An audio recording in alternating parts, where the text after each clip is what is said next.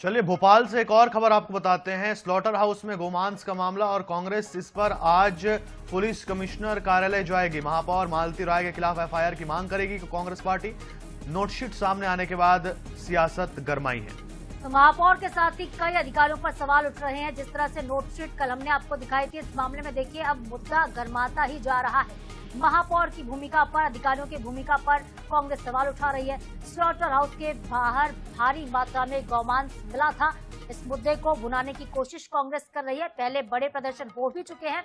नगर निगम परिषद की बैठक में भी मुद्दा उठा, लेकिन अब जब नोटशीट मिली है जिसमें महापौर की दिलचस्पी नजर आई है स्लॉटर हाउस में, ये नोटशीट बता रही है कि महापौर ने ही इसको आगे बढ़ाया था, उनकी रुचि थी स्लॉटर हाउस में।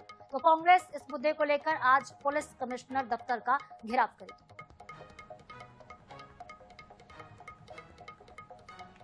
और चलिए हमारे साथ ब्यूरो प्रमुख अनुराग मालवीय सीधे भोपाल से लाइव जुड़ गए, उनका रुख कर लेते हैं। अनुराग, लगातार गौमांस का मुद्दा गरमाता ही जा रहा है, तूल पकड़ता जा रहा है। कांग्रेस पार्टी आज इसको लेकर दफ्तर जाने वाली पुलिस कमिश्नर की क्या कुछ तैयारियां कांग्रेस की तरफ से की जा रही हैं? आगे कैसे मुद्दे को उठाया जाएगा? देखिए, बिल्कुल लगातार ये जो मामला है वो कहीं न कहीं सियासी गर्माहट बनाए हुए है और यही कारण है कि अगर हम देखेंगे तो हर दिन पिछले अगर 8 दिनों की बात करें तो लगातार 8वां दिन होगा जब आज एक तरह का प्रदर्शन होगा।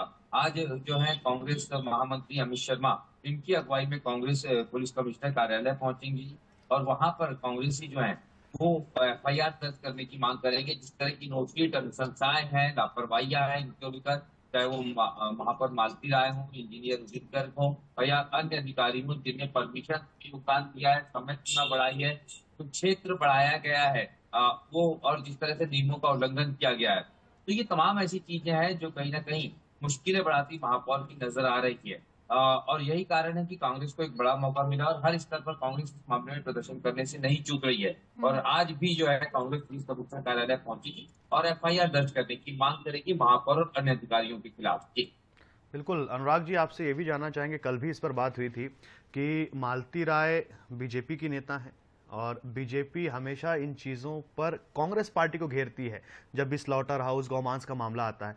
किस तरीके से बीजेपी इसको डिफेंड करने वाली है, क्या लगता है आपको?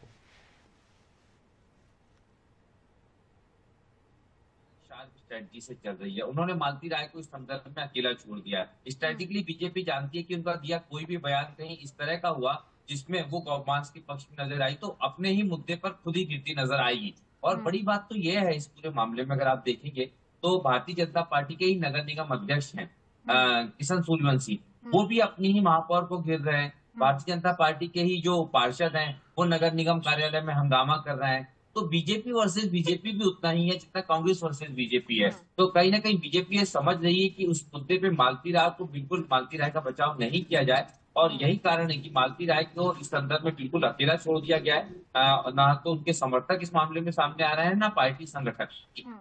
बिल्कुल अनुराग, आपने सही कहा कि अपनों से ही शहर सरकार घिरती हुई नजर आ रही है, अपने भी घेर रहे हैं, विपक्ष तो अपना काम कर ही रहा है। आप बने रहिएगा हमारे साथ, कुछ और भी खबरें हैं जिस पर आगे आपसे हम अपडेट लेने वाले हैं।